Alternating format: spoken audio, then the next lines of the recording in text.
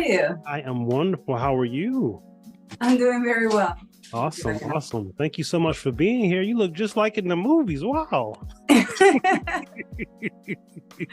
you for having me. You're welcome. You're welcome. You were born in Venezuela and you're Dominican, Haitian, and Cuban. Tell me about that dynamic growing up and as an adult.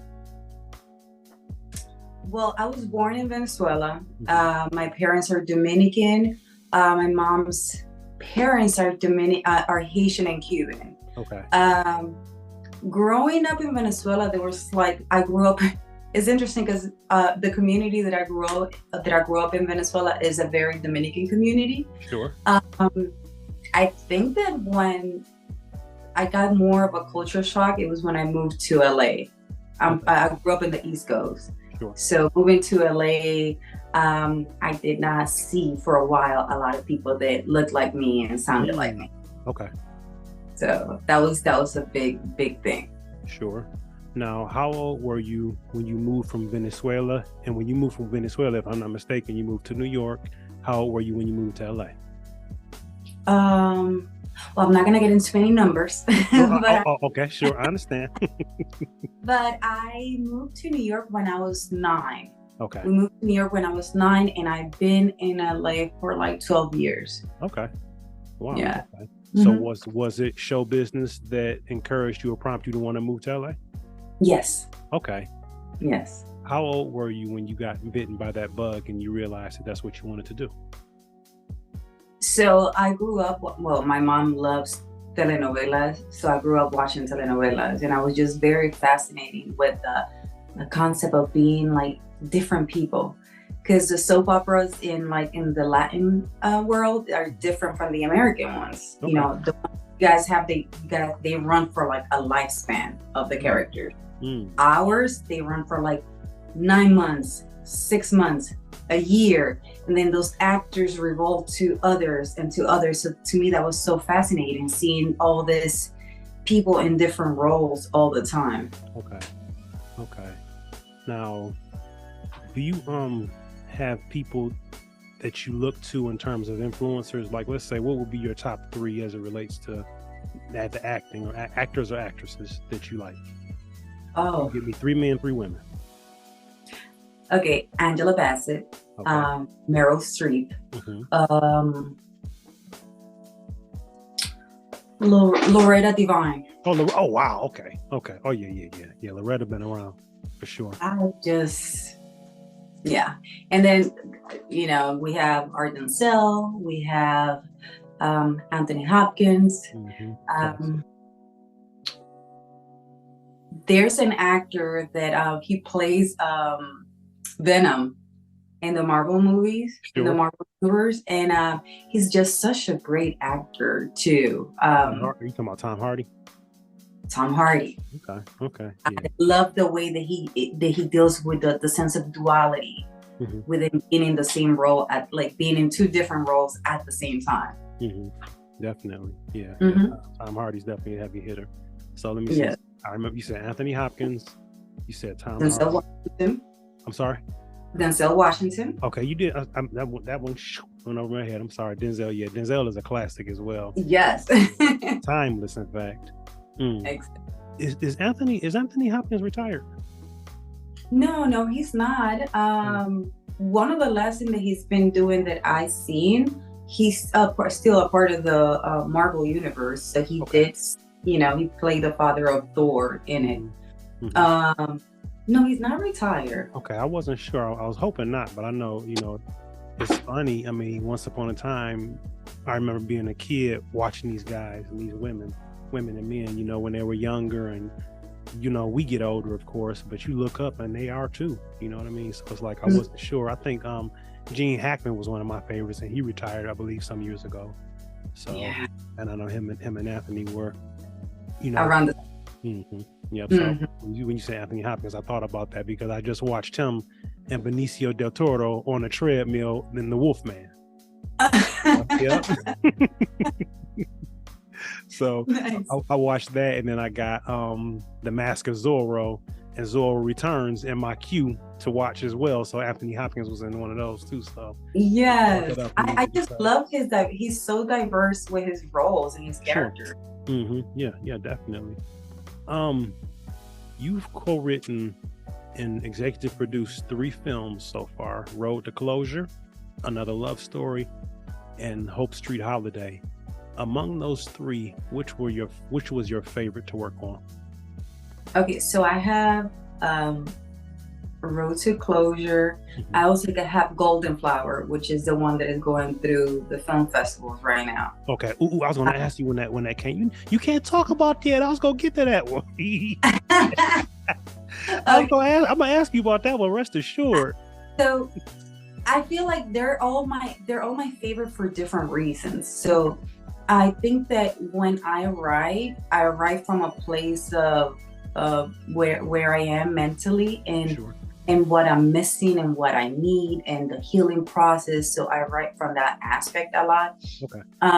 Road to Closure was, dealt with absent fathers. Okay. And it's such a big deal to me because as a society, I don't think women or men by themselves, they were meant to raise a child. It has to be, we have to have a 50-50. A child needs both. So yes. When you are raised without a father, in my case, and in the case of some other people that I have come in contact with, there's a wound, there's something that is missing.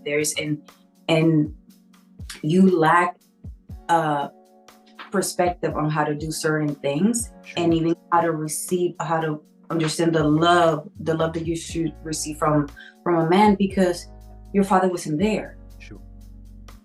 So you kind of don't understand how is that supposed to, the protection aspect. Mm-hmm. You miss on those things and you get into situations that maybe you should have never been in. Sure. No, you're right. Absolutely. And Another Love Story is based on one of my best friends from childhood, and she was killed years ago by the person that she was dating. So I believe that we don't waste pain, so we use that to create. We use the pain to create art and to send a message. And I feel like Another Love Story has the message that I get all the time from women, from men is a low percentage, but it happens too. Okay. Domestic abuse is something that is a big, is like a virus in this world. So it's just even family members that I didn't know that they were dealing with that. Mm-hmm. When they saw that I was producing this film, they reached out and they told me their stories. Mm-hmm. So there's just there's a lot of healing. There was a lot of people oh, that scene happened to me. Sure. Mm-hmm. So that was something. And you mentioned Hope Street. Absolutely. I'm gonna really get to that one.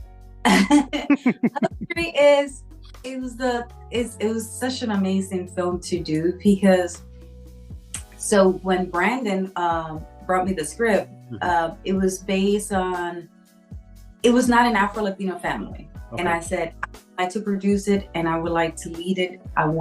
We need to restructure the characters, because we have never seen a Christmas film led by an Afro-Latino family. Mm-hmm, sure. So I think that was really exciting to me, and being able to show a little bit of our culture and the things that we do and the things that we eat and how we interact with each other, which when it comes to aunties and aunts, we can all relate in the same yes, place. Absolutely. They always be doing a lot. Mm-hmm. And they're nosy and they want to be in your business, and they want to know when are your eggs dropping and not dropping, and when are you producing or not producing. So mm-hmm. I think it was just that thing that is the first Afro-Latina story. It's the first, it was meant to tell the world that all these stories that are around can be structured for all of us to play it. Mm-hmm. Absolutely. It was so cute. I thoroughly enjoyed it. I was able to partner when I did the premiere of Another Love Story mm-hmm. with this great association, and they share a lot of they do investigation. They actually collect proof so they can bring it to court and get people. Because if you don't have proof, actual video, this laws for domestic abuse are so old and they need to be restructured. So I came across this case of this woman, petite woman.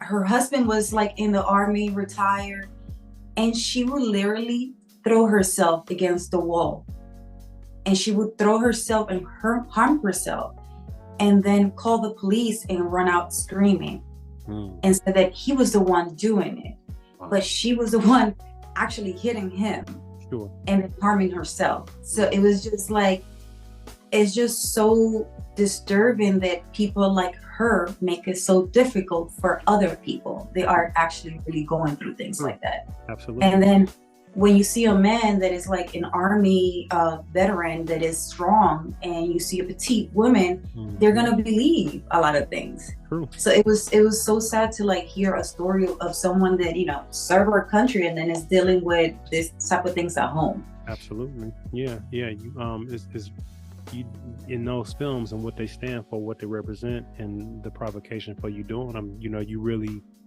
talk about a legacy. You know, a legacy. God bless you and your friend's family that passed because of domestic, you know, violence. But I mean, doing something like that to bring awareness. I mean, again, you honor her memory by doing that, because it's helping people. And then, you know, going back to Hope Street Holiday, you know, that's helping as well. I mean, it's entertaining, and like you said, it gave the Afro-Latina perspective. And I need to know, whose idea was it to cast those three wonderful women as the aunties, because they had magnificent chemistry? We felt like we were like a family. Like it was just so. Natasha Ward is our casting director. She has casted that one, and she casted on Golden Flower too. Okay. So I called her and I said, hey, we're looking for this and this type on this, and they have to be, you know, Afro-Latina. It cannot be a like you need to speak the language, you need to be of the culture. That's like, it's not gonna be like, oh, I can sound like it, but I'm not. Right. So she was like, well, let me just throw that bait in and let's see what we catch. Okay. So she started standing, and I, like, honestly, like when I saw Brandon and I, we went over, and then there was one that I was like, maybe. But when I went and I did my background check on her, she was not of the culture. Ah, okay. So I was like, ooh, you almost got me. But they all pretty much got casted from their like first audition.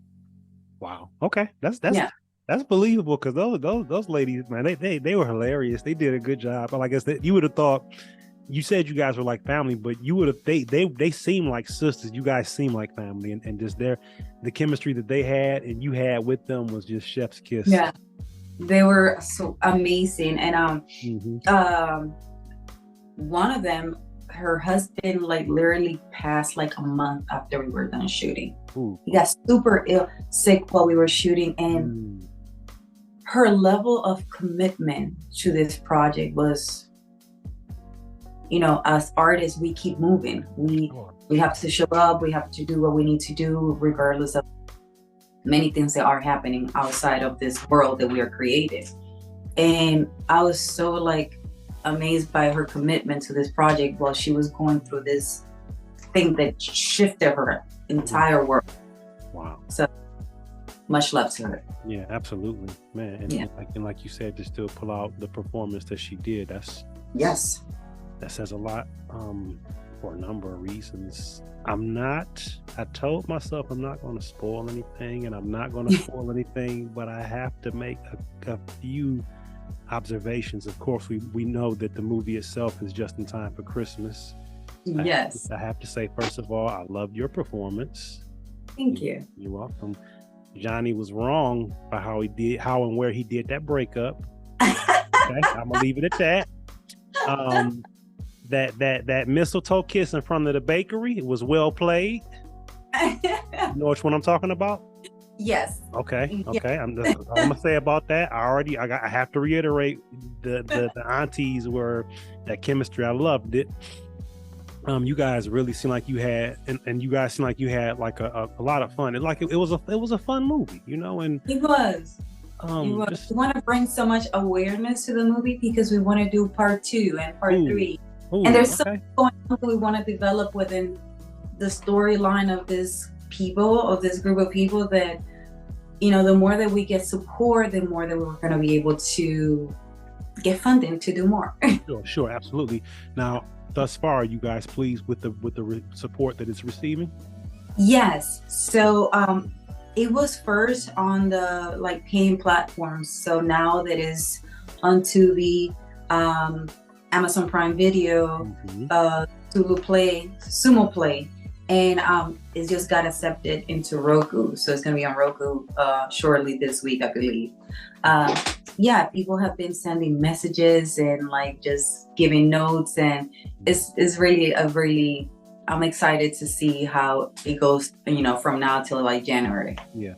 So am I. I mean, it's a breath of fresh air because it's a lot of, just because stuff falls into entertainment doesn't mean it's good entertainment. And that's something that everybody can sit down and watch. It's not pushing anything but laughter and fun and you know, while teaching lessons in a pleasantly palatable way. So I commend you and the cast, you and how many, it was you and who else wrote that film?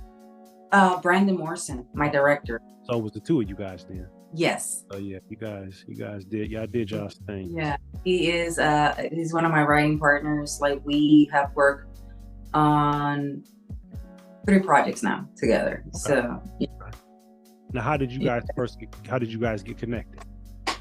We used to do skits. Okay. Back a long time ago, we used to do like funny skits for social media, and then we met doing skits, and we started talking about Road to Closure, and he was not able to be a part of that project. Okay. But then another love story came up, and I was like ready to tell him the story, because it's like just even like speaking the story was like, I think we started working on another love story like the year that my friend passed. It was just like, it was such a healing process of just being able to speak it. And then another thing about another love story is that it deals with mental health. Okay. Very important.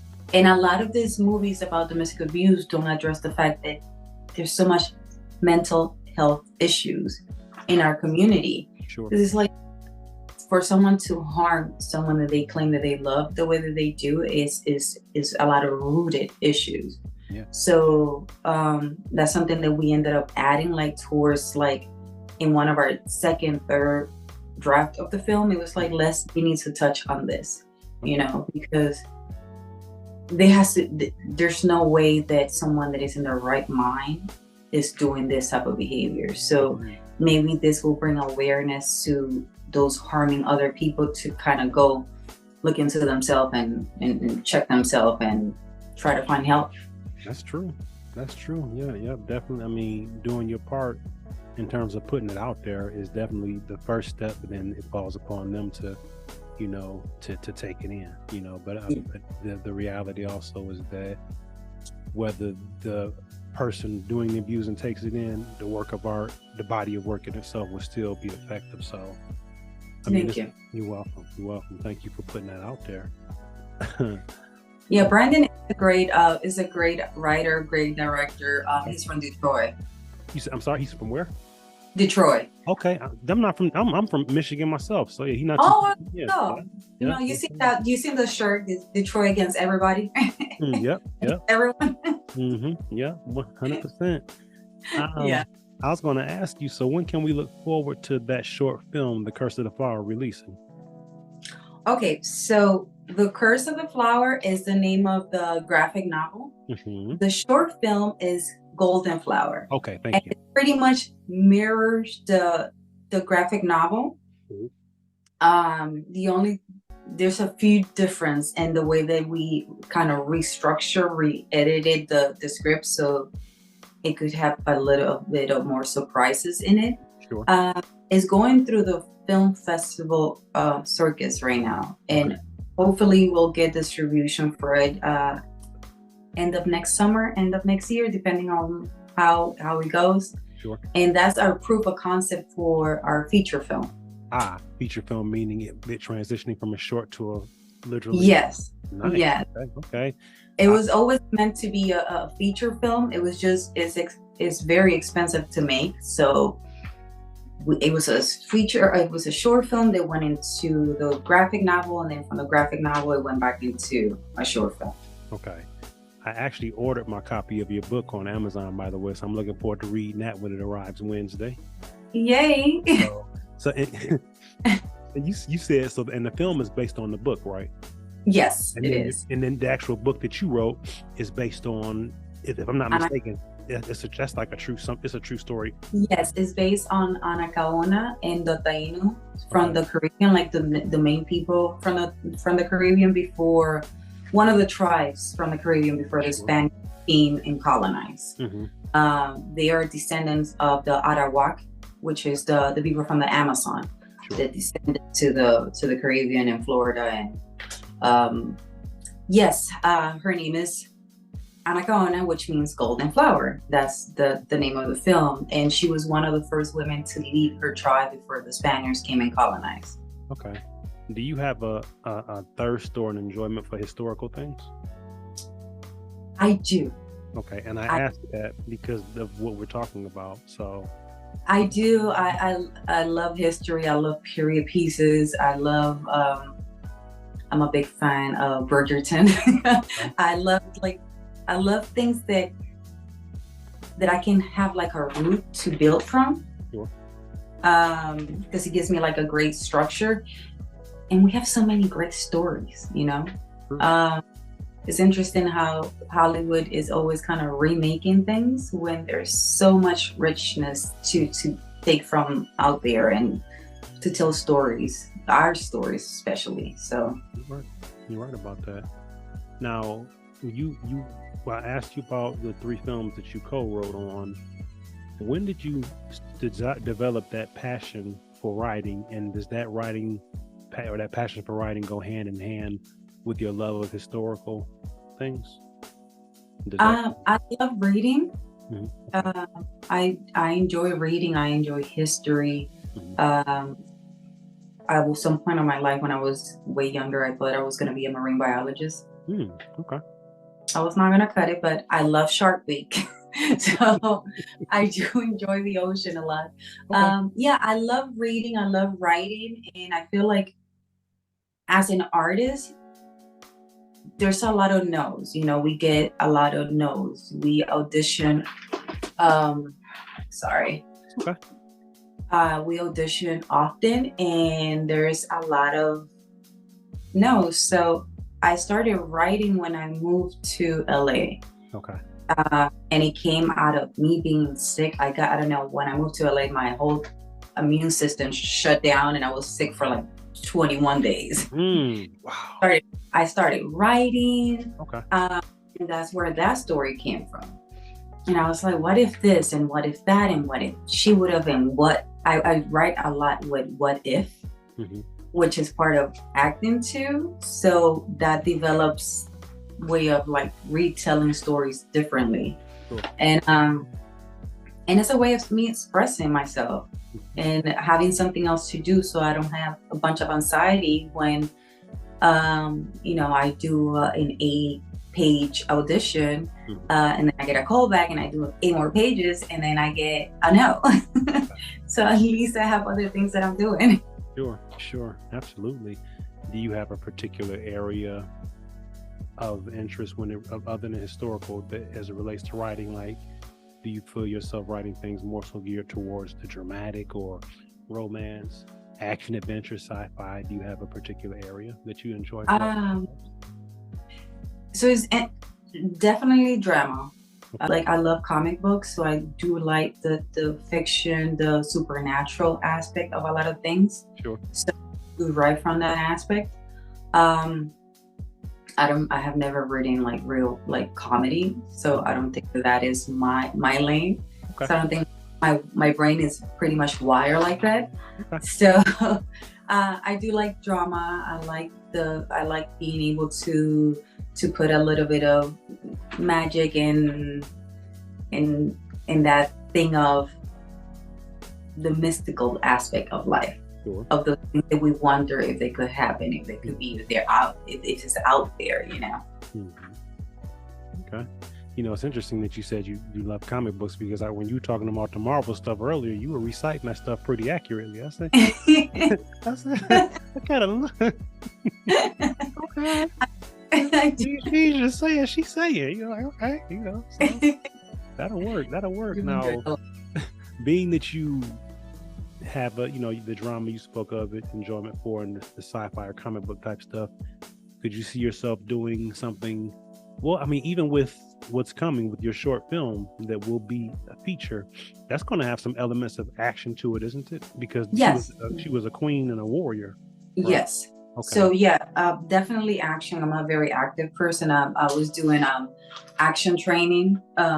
So I like the physicality of moving and kicking and punching. And there's things that come more naturally than comedy to me. Sure. That's one.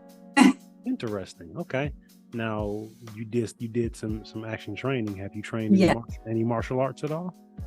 So our trainer is at XMA, which is 87 North, which Chat Mike, he was one of the Power Rangers. Nice. Yes. Mr. Chat is one of those people that he will build you from the ground up. Nice. Okay. Yeah. So he is one of those people that is like, you don't know the things that you could do until he goes like, I will go like, I don't know how to do it. He's like, well, just do it. I'm like, wait a minute, just do it. Let me see how you do it. And he's a great mentor. He is an amazing mentor. He has mentored so many people in the industry.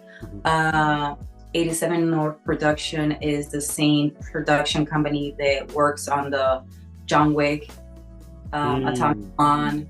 So yes, they are doing heavy, amazing action films, and it's just being under that roof is just very inspiring. Okay. So will we get a samplet of some of the physicality that you're capable of when we see this? I actually have I have like 2 small reels on my IG. I will send them to you. Please do. One is a sword fighting, and then the other is a fight. Okay. All right. Cool. Yeah.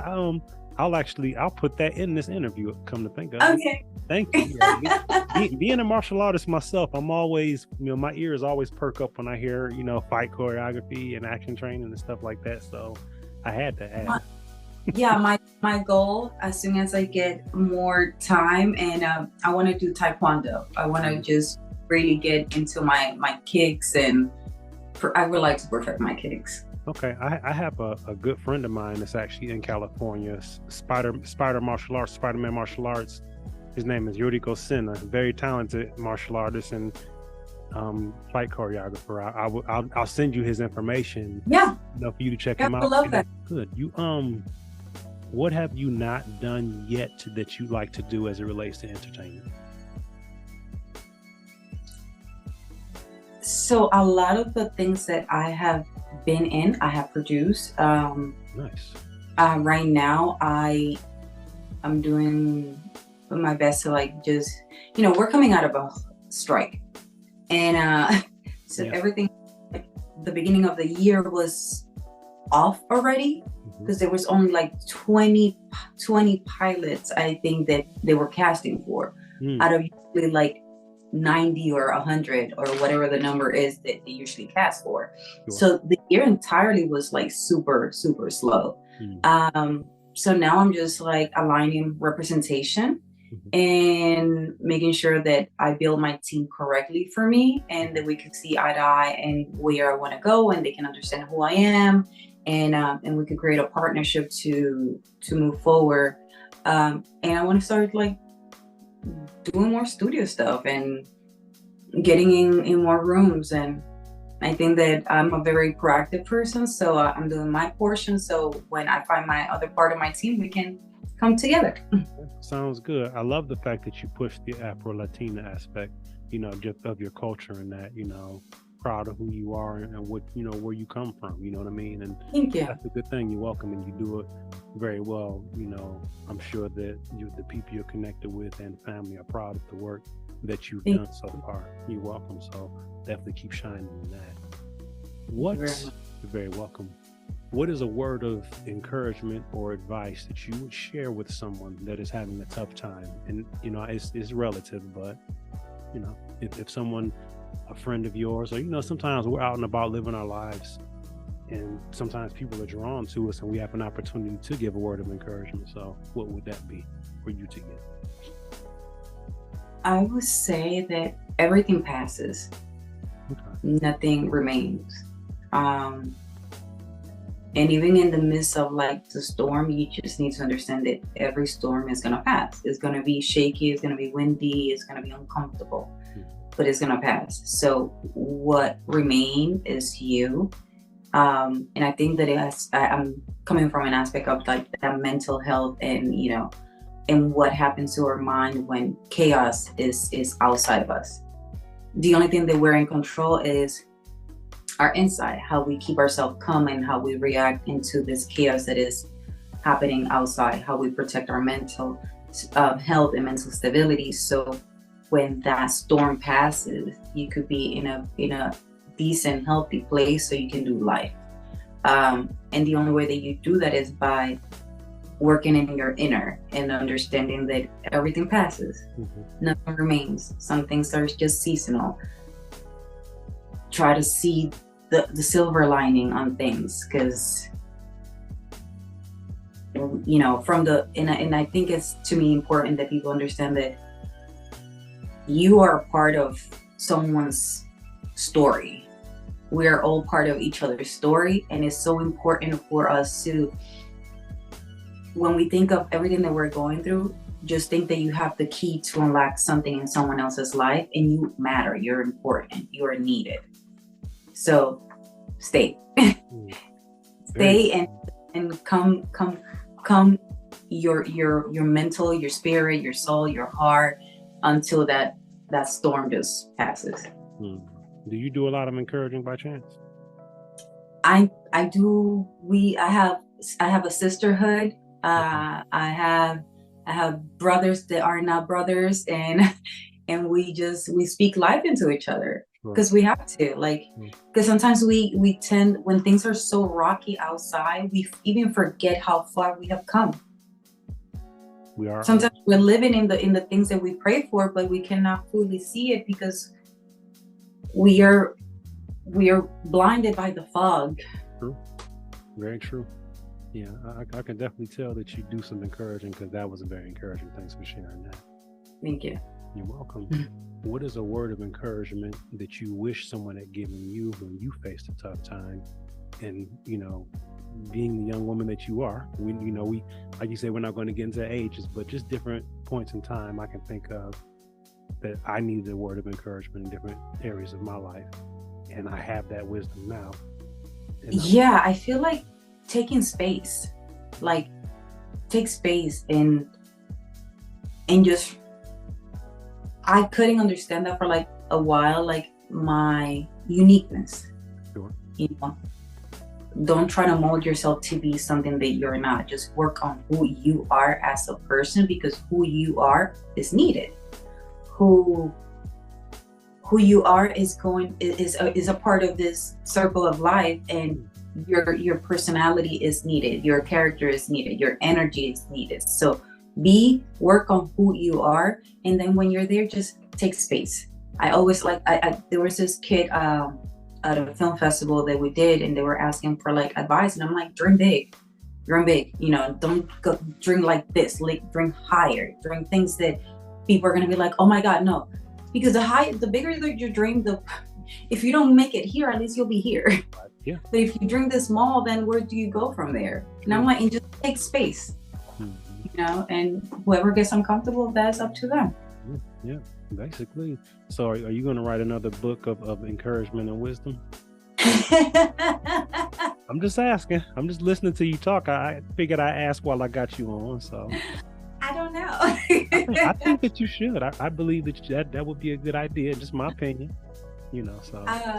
So what I am doing, I'm actually embarking in writing my first script by myself, which is something that I have never done. Okay. I have always had, I write a treatment, I write an outline, and then I sit with my co-writer and we write together. So this is like the first time that I have my treatment and I'm going to work on it on my own. So hopefully a lot of this language is reflected in this new character, which is actually based on historical too. So you can't tell me anything else about this by chance. I cannot right now, because honestly, even the way that it happened, it was just baffling to me. Okay. I get it. And sometimes when you feel it, you just do it and you keep quiet about it till it's time to speak on it. I understand. Yes. Okay. Well, I appreciate you sharing that snippet. That snippet will hold me over until something else comes. In the meantime, I find myself with the book and other things you've done. And when I get through those, hopefully, prayerfully, the short film will drop, and then that drops, and then you've been and done something else. So I'll have some things to investigate and enjoy, I'm sure. Definitely. Well, Isadora, thank you so much for taking some time out of your busy schedule to have a conversation with me and to teach me some things about you that I didn't know in my audience as well. I truly appreciate you. Thank you so much. Thank you for reaching out. It was a great connection. Yes, absolutely. I appreciate it. Thank you. Have a great day, okay? You too.